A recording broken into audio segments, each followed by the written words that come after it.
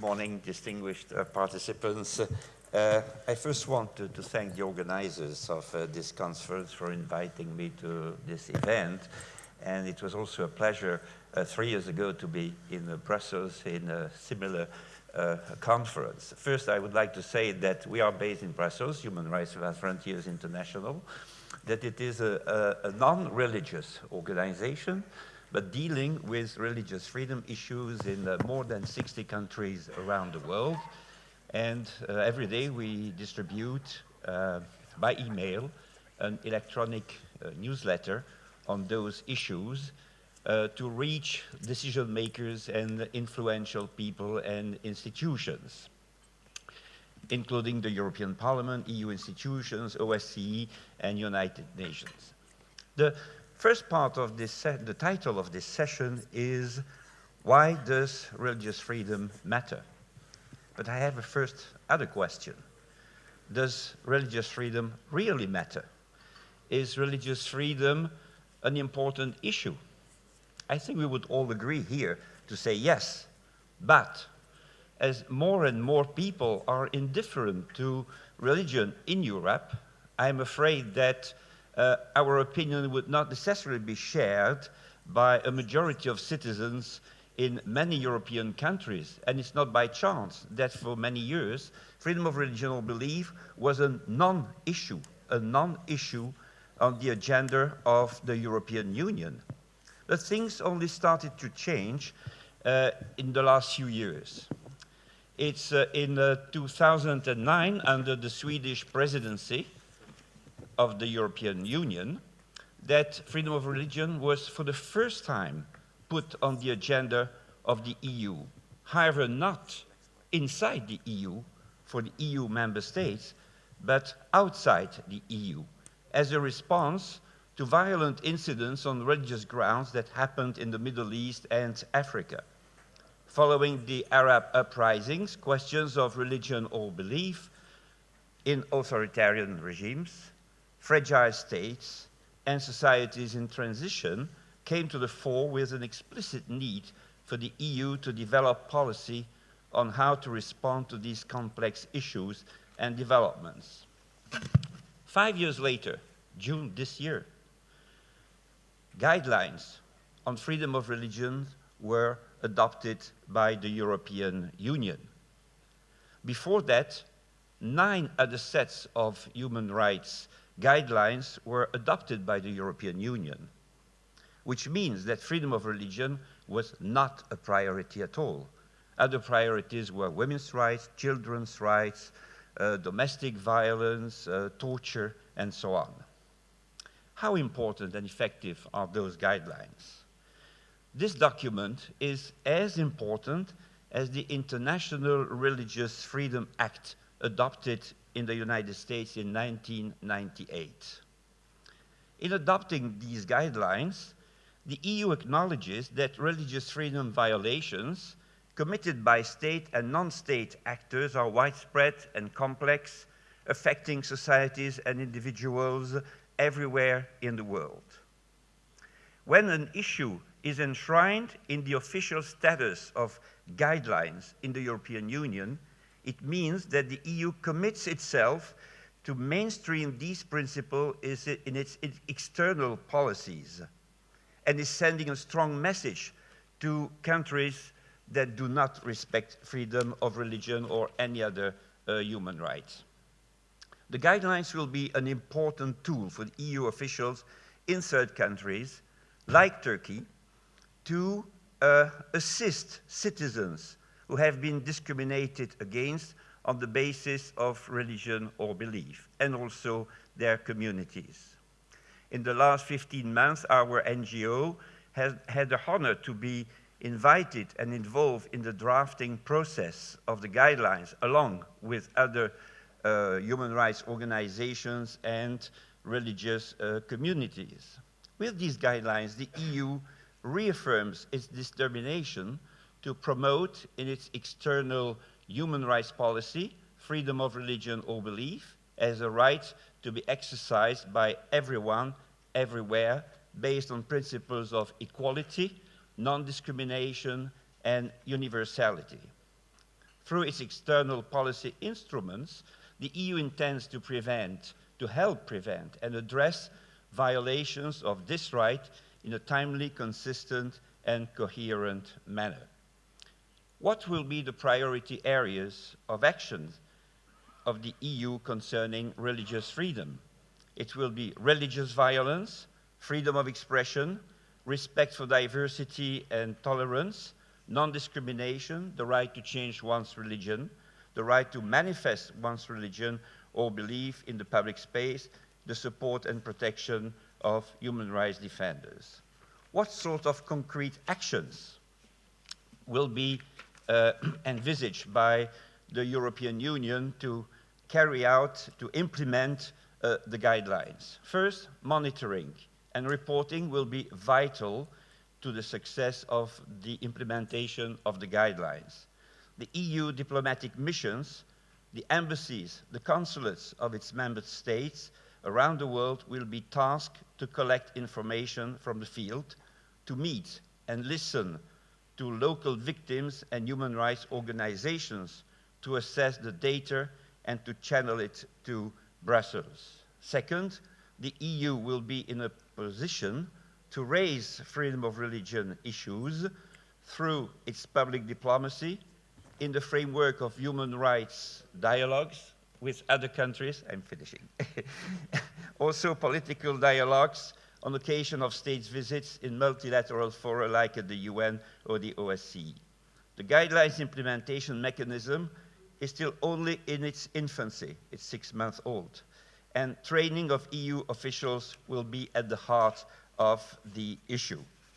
Of course, the guidelines is not a magic rod that will automatically solve freedom of religion or belief issues, but it is a tool that will need to be beefed up and improved day after day by the EU, its member states, and civil society. I thank you very much.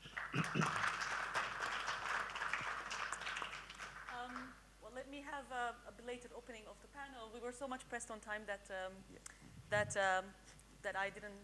we didn't have the chance to open. Good morning, everyone, and thank you very much for the organizers for inviting us all here and putting together this panel. We have been asked here to discuss religious freedom from a comparative perspective and also to discuss the intersectionalities of various freedoms, including freedom of religion. And we have just heard from Willy Fautre, the European perspective, or rather the European Union's European Union's latest initiative, the legal initiative. We will also look into the U.S. Perspective, the U.S. experience in First Amendment and religious freedom issues, and of course the Turkish cases, the Turkish case from Andrew Finkel, and we will discuss the various juridical legal approaches to religious freedom, but also discuss the socio-political context in which such approaches emerge and develop. So I now leave the floor to Andrew Finkel, who will talk about the Turkish case. Yes, thank you very much. And I know it never hurts to compliment the organizers, and I'm going to do my best to do so. But this is a genuine compliment. I think, it was a character in Tolstoy who said, comprendre c'est tout pardonner. If you understand, it's to forgive everything. I don't think that's the case. I think to understand is to begin to find the basis on which we can act and become involved and to engage. So comprendre c'est engager. And I commend the approach of today's meeting to use this understanding not to somehow condone or to condemn or to take moral high, to capture the moral high ground, but to come up with concrete strategies to engage with the questions of civil liberties and freedoms and the freedom of religion in particular.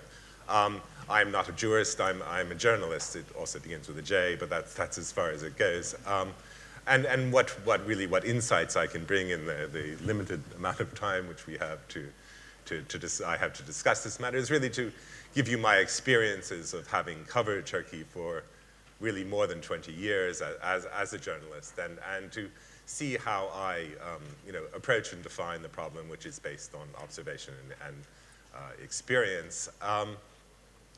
I think my own particular perspective is, again, as someone who lives in Turkey and is somehow involved in these issues, is really to see freedom not as an absolute, not as something given, God-given, or given by the mandate of the European Union, but as a process of social and political and historical negotiation.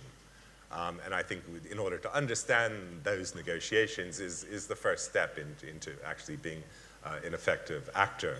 I think there's logically, perhaps there's two perspectives in which to look at this issue, one historical, the other sociological. The historical issue has been addressed by various speakers, but let me just sort of remind you, not that you need reminding, but we are talking about a nation, Turkey, founded in 1923, a nation that was founded in an act of almost sort of community violence. The first article of the treaty establishing the Republic of Turkey, the Lausanne Treaty, the first article allowed for the exchange of 1.5 million peoples between Greece and Turkey. In other words, Turkey began with an act of what today we would call ethnic cleansing.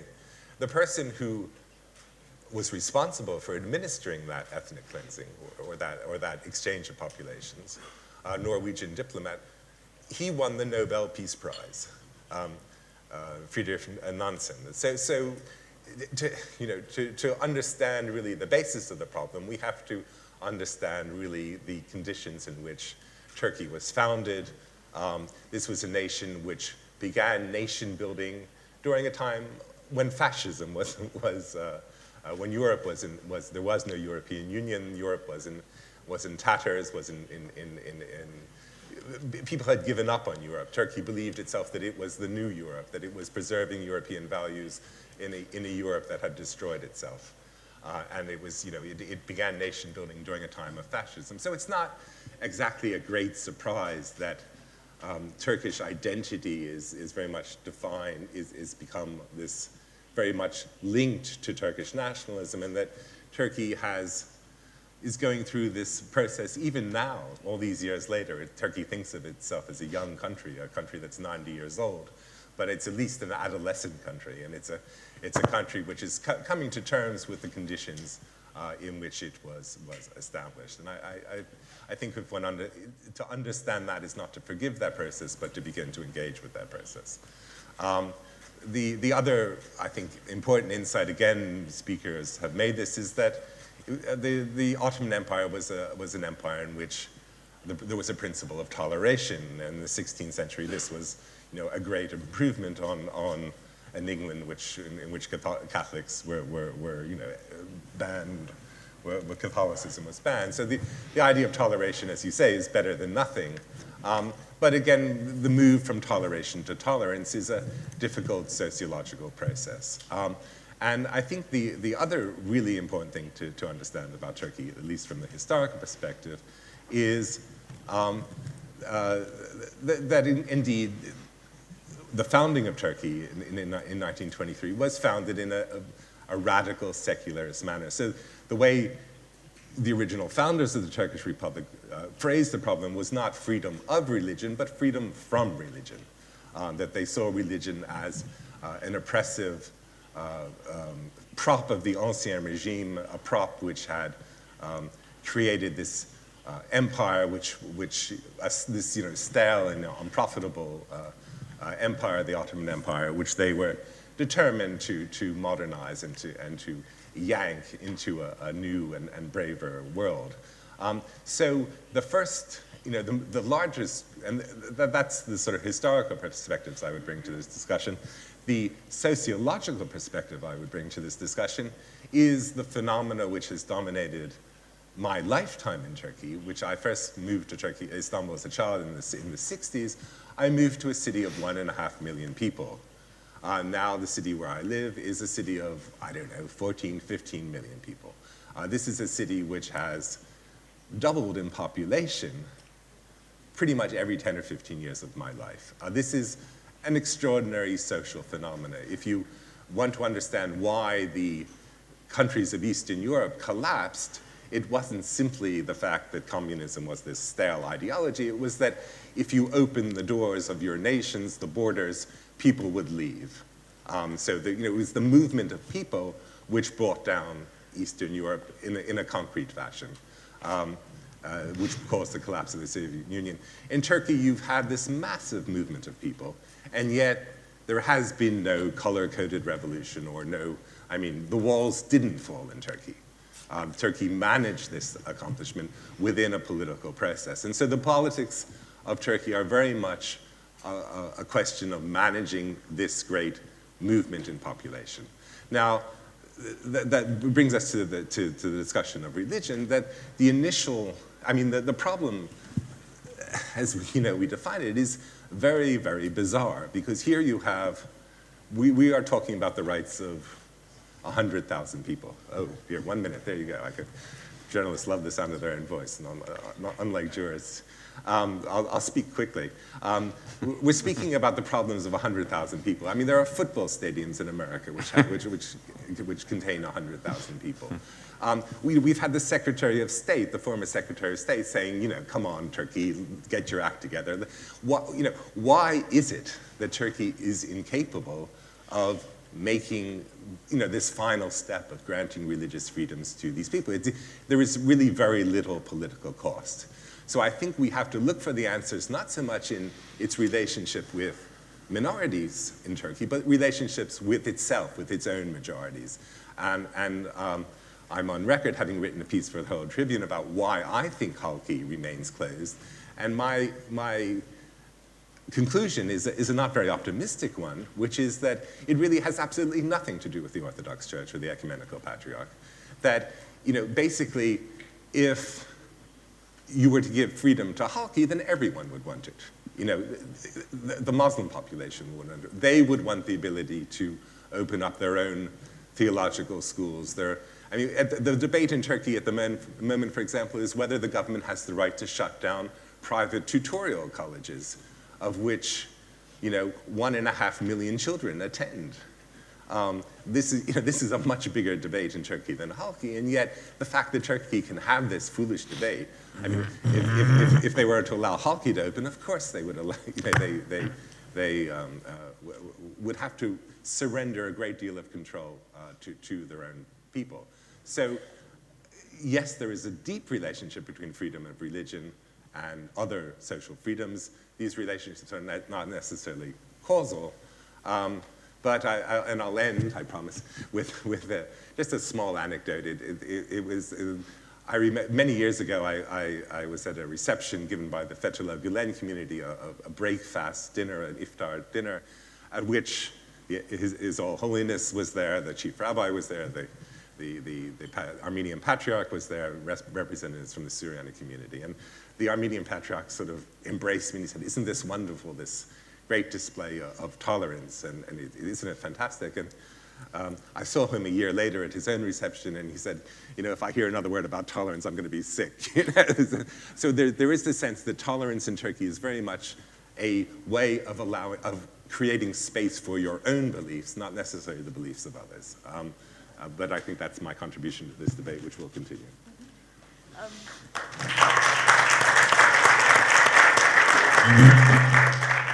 We will certainly continue, and we will have another round of comments from the discussants. But now we'll hear Jordan Sekulow, who will tell us about the U.S. Approach to religious freedom.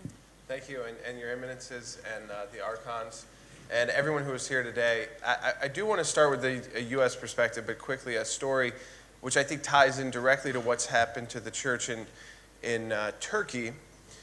Our work throughout Europe started much earlier. The American Center for Law and Justice has affiliates now in countries around the world, but our first affiliate office was in Strasbourg, France, the European Court of Human Rights. We worked with the church there before.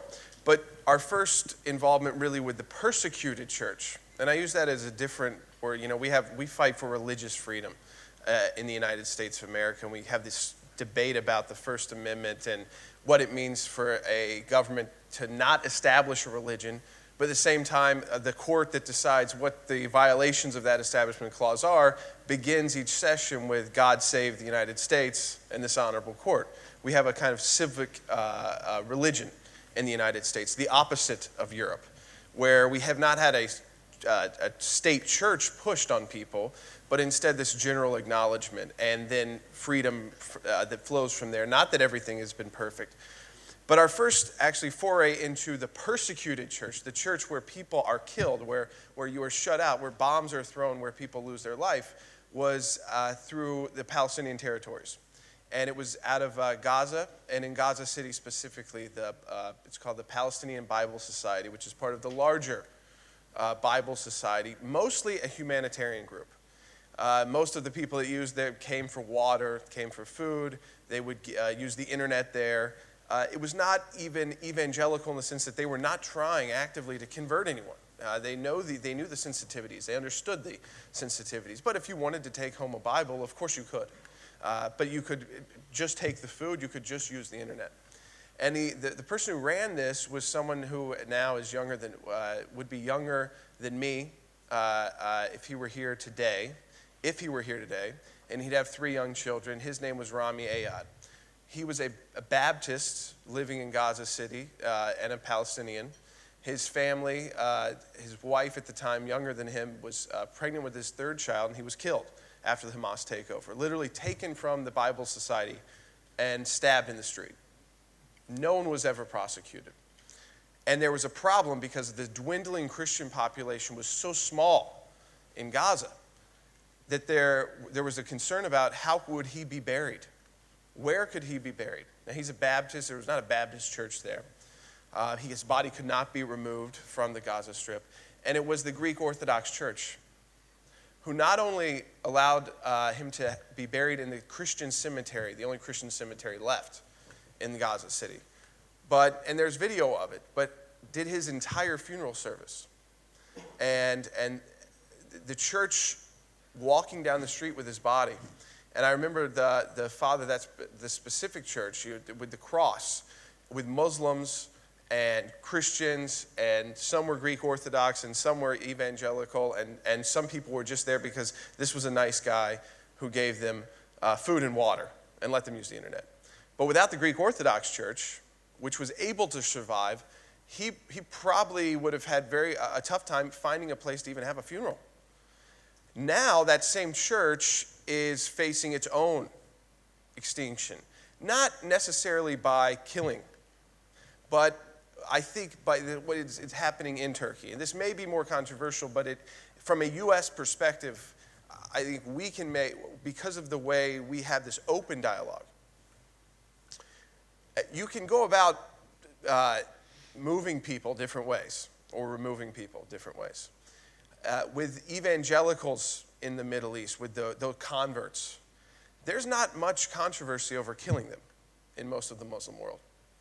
I mean, they can be put to death. Almost all of the countries that are part of the Islamic Conference, Turkey is one of them, but is one of the more moderate on the side, but most of them have some law against apostasy or blasphemy. So changing your faith, speaking out about your faith. There is no freedom of speech if you can't openly speak about someone else's faith. There is no freedom of expression if I can't express how I feel about Islam. There is no freedom of assembly if we can't come together and talk about it. And so I think that is why when we look at our Constitution, the U.S. Constitution, the First Amendment, the first right within it, and that first right is not the freedom of speech. The first right is the freedom of religion. When you go to the European Declaration of Human Rights, even from a secular perspective, before the freedom of assembly, before the freedom of expression, there's the freedom of religion. When you look at the international covenants, civil and political rights, when you look at the international covenants on economic and social rights, you will see the freedom of belief always before the freedom to act. And that makes sense. You have to first have a freedom to believe in your own mind. There are limits, obviously, to action. And what I believe, and I think this will tie back into our bigger discussion, is that with religious freedom comes this great respect for what it means to have freedom and to anyone can draft a constitution. But the words on the paper have to actually mean something. They mean so much to Americans that we go to court. We don't kill each other, but we go to court to define each and every term. But when that court decides, like it or not, we respect it. We can challenge it later on, but we do respect it. That is a tradition that has not happened around the world. And in Turkey, I think if we look at the broader context of the in the Muslim world, that you have a different way of basically shutting down other religious minorities. So you start by taking away your seminaries, taking away your churches, the symbolism. You can still be there, but your cross can't. So most of the people leave because they'd rather go to a place where they can at least practice their faith. So they don't have to kill you, but then it dwindles down to such a minority that as Andrew was talking about, he may not agree with everything I'm saying, but as Andrew was talking about, it's such a small minority. What's the basis here? And my theory is not that this is Turkey-specific in the bigger picture, but how Turkey is handling it. It is not a government that will go and execute. This is not Saudi Arabia. Okay, we're not talking about that kind of a government. But there is a larger move, I think, in the Muslim world, the slow plan, which has gone on for decades, to eradicate Christianity. And it starts with the eradication of the symbols, the history. If I can't go visit that church, if I can't go visit where the apostles walked and where the disciples were, and even if the population is shifted, does it mean that Christianity as a whole in the world is gone? No. But we lose our history. And we've seen that happen at the excavations under the Dome of the Rock, where Israel has not been allowed to excavate because the Islamic world does not want to know what's there.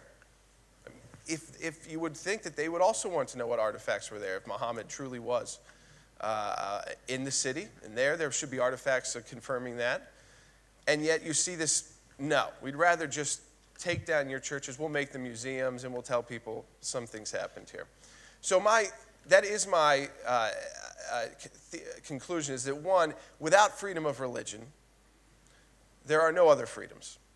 If you have real freedom of religion, if I can choose to believe or not believe what I want and say what I want about your faith or your lack of faith, then I've got every other freedom. It's likely I live in a place where I can vote for my leader, where if I'm a minority, I'm protected. And that does not mean I can do whatever I want. And that's the second part in my conclusion. Islam, there was a speaker yesterday from America, and I think Americans, we could talk more openly about this because we can, and we don't have the same repercussions when we go home. But there was a speaker yesterday from Washington also who said, well, we have to treat Muslims better in America, and we're being too tough, and we're not being accepting enough. And I'm not sure Islam can be separated from politics and government. And at least it has not shown us that yet. The current government in Turkey is going in the wrong direction. This was a prime minister who used the mosque symbolism as military symbolism. The dome being a helmet, the minaret being his bayonet. And so to believe that that's moderation is, I believe, why the West is concerned. It's something we call lawfare. Using the openness and freedom of Western democracies to eradicate those freedoms. And that is what we've seen through a lot of Islamic groups. It's not always about death and killing and suicide bombers and extremism. It's about very smart people slowly eradicating your rights by using for the freedoms, because there is not a separation in their mind. There is not, and there are Muslim writers and journalists who've written about this. There is no separation. This idea of separation of mosque and state is nowhere to be found in mainstream Islam. It's very minority groups to speak about it. So on that, I'll conclude. I want to open the discussion, but again, let me just say it's an honor being here and to be along with this panel and to learn more also about the specific history and the concerns that are happening in Turkey. Thank you. Thank you.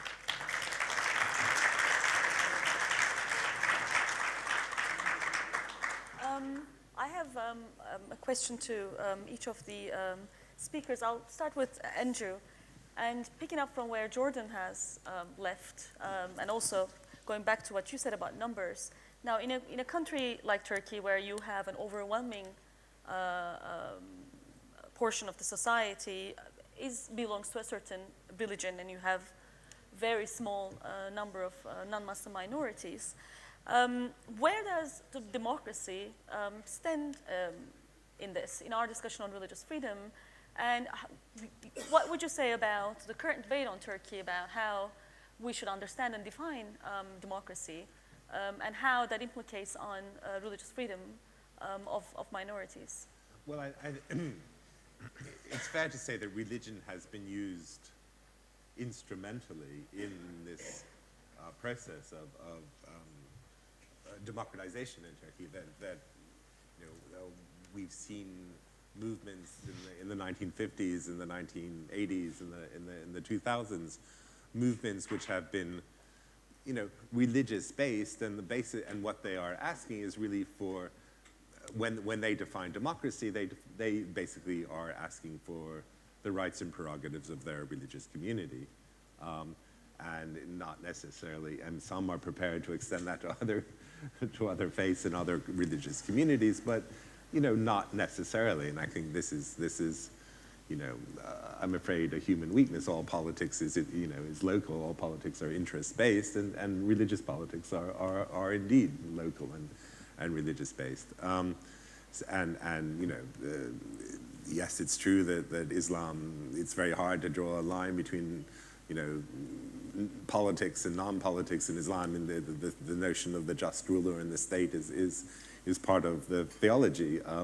But of course, as you said, God bless America, is God bless this court. It's also indivisible in most political systems.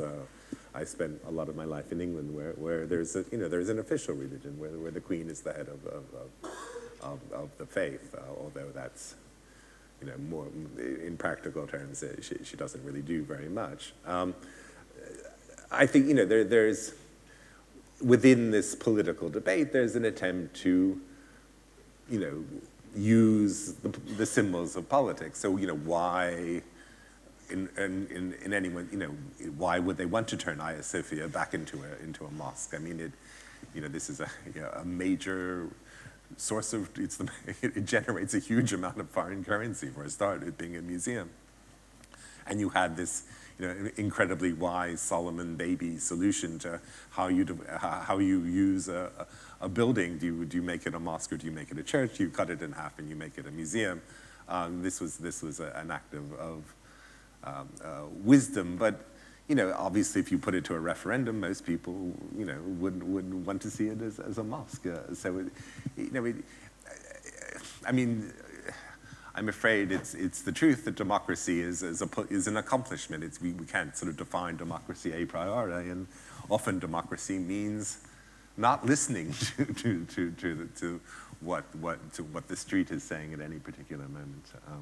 And that debate between elitism and non-elites is a very lively debate in Turkey.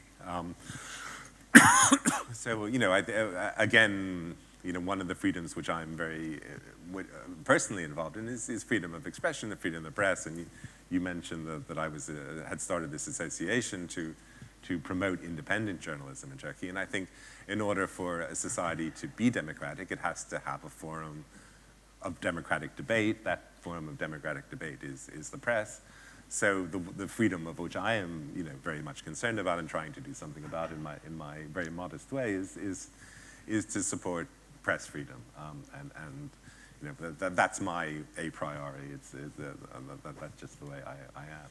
I would add too because I think it backs up on in the United States experience. Democracy is not what America is. It's a constitutional republic based on democratic principles. We have checks and balances so that minorities are always protected.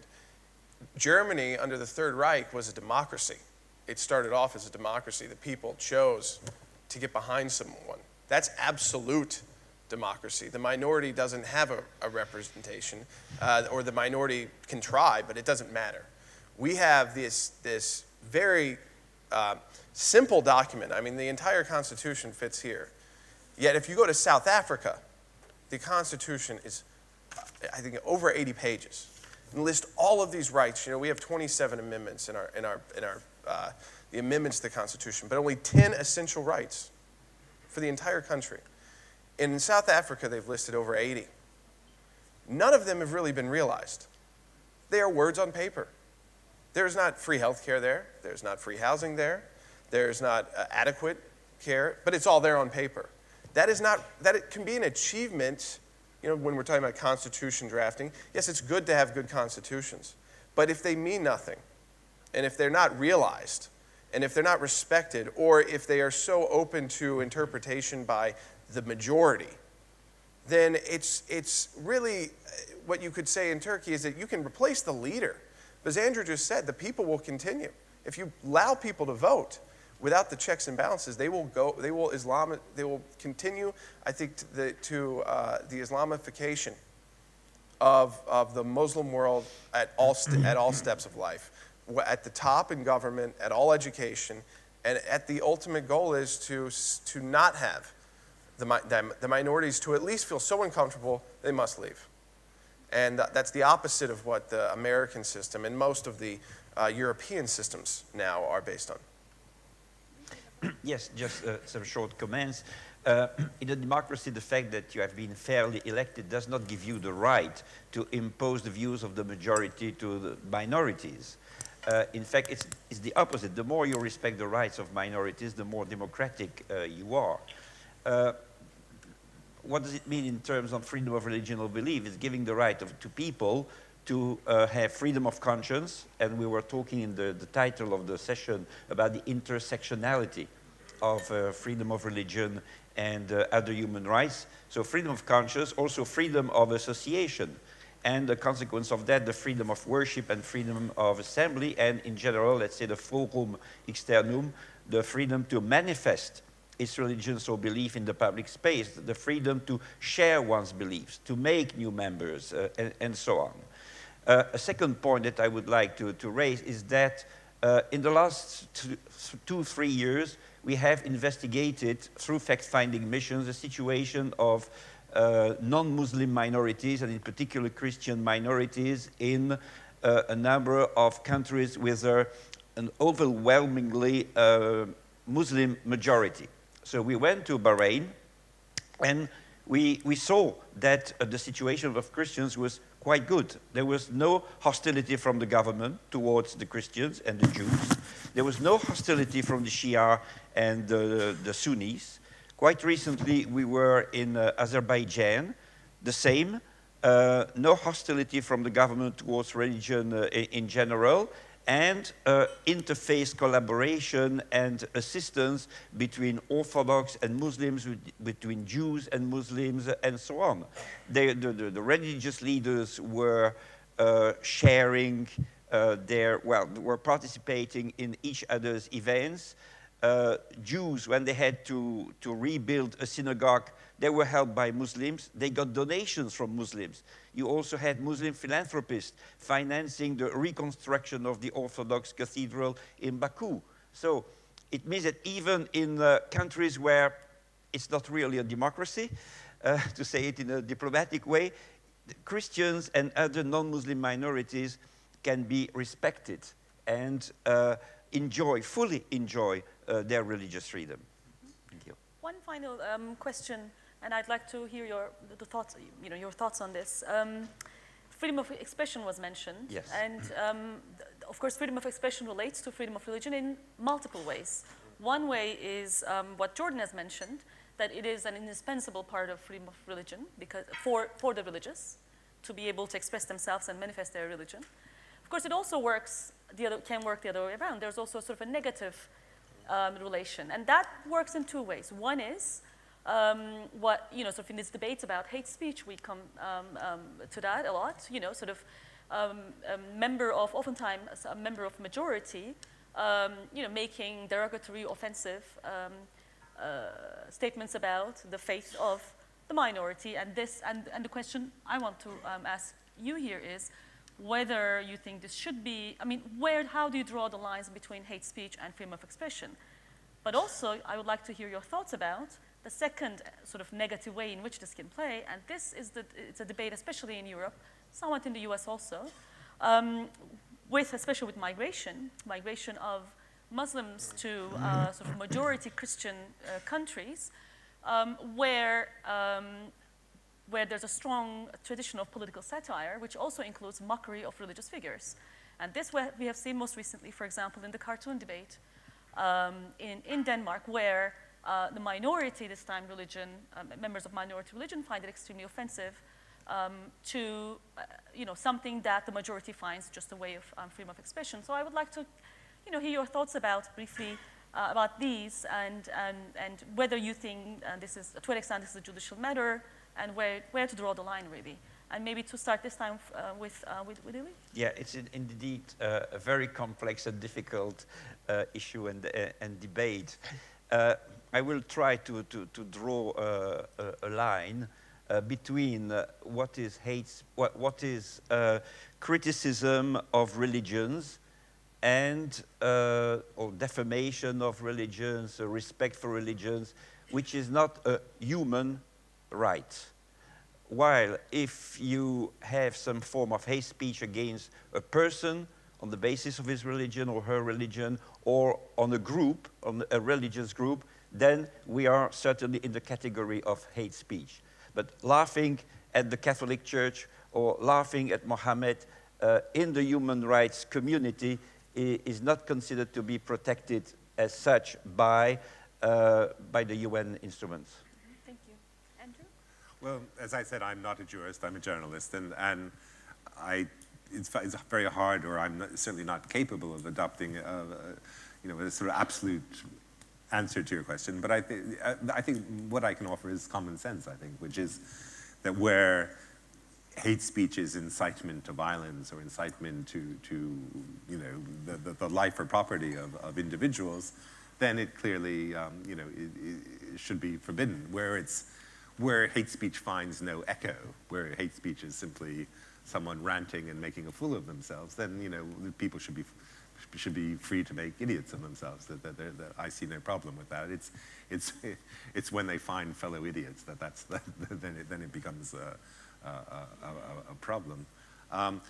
Laws about blasphemy, and I think it's, again, these are decisions which societies take in the press, in parliaments, in public spheres about just how vulnerable they feel to attempts to make fun of cherished beliefs. Some societies can accommodate it, some societies can't accommodate it. I think it's it's like any individual knows when they can kid their hosts and when they have to be polite. I mean, it's a question of judgment, I think. It's a practical accomplishment. And I would say from the U.S. perspective, the incitement to violence doesn't make sense. The issue, though, is that we're dealing now with a group, and I go back to the Islamist or Islamic organization. Inciting them to violence is not very easy, very difficult to do. So to incite a Greek Orthodox to violence in America would take a lot. It may never have happened. I don't even know if there's a reported incident of retribution against another religious group or individual done at a wide level. I mean, there may be, there's crazy people who can claim of things, but by leaders. Whereas in the Muslim world, you can very quickly incite someone to violence by just saying you disagree with their faith or believe that their faith is wrong. So I think we have to be very careful to limit the freedom of expression by saying, well, anything that incites violence, because of the context we're within. If we were dealing with rationality and logic, then yes, I should be able to degrade Islam, and Muslims should be able to degrade my religion. They should be able to speak about the problems they see with my religious text and vice versa, without any issues of either of us going to court, that's the lawfare situation, or killing each other. And until that happens, I don't think we can just say, well, as long as we don't incite violence. Because that is exactly what the Muslim world wants. Because they will be violent. They have been violent, and they are violent. And this is not to all Muslims, but it is now, I think, the leading, we saw it in the Arab Spring. People had a chance to choose, and they chose the more extreme. And so when you go up to a vote, Andrew is right. I mean, they would say, let's convert this to a mosque. They would say, if you incite, that is the blasphemy law, the apostasy laws. Under the UN, they have used the Universal Declaration of Human Rights and UN resolutions to institutionalize the violation of people's human rights in their own country. So what is criminal, what the Nazis were doing in Germany, is done under the auspices of UN human rights, under the incitement to violence, and people can't do that. And that's how they're shutting out Christians, and ultimately, I believe, either through violence or through law, want to see the elimination of antiquity and also the modern faith. And that's why I think the conference name, Tearing Down Walls, that I'm here speaking with the Orthodox Church, that the Orthodox Church is feeling this as well, which is a newer, I believe. I mean, the last newer in the religious sense. You were the survivalists of the Muslim world. You were the churches that had existed and continued to thrive. You're still in Iran. You're still in Gaza, where other churches have not been able to allow to even begin. And they're now coming after you. If they get you, no more Christianity in the public square. They win. I'm afraid we will have to end here. It's really unfortunate because I know that it has been, I think, a thought-provoking panel, but there's no time for us to have discussion. And I'm proud of my panel here that we only exceeded our time by 4 minutes. Actually, 3 minutes. I'd like to thank very much all three speakers, and I hope that we'll continue discussion at lunch and coffee breaks. Thank you. Thank you.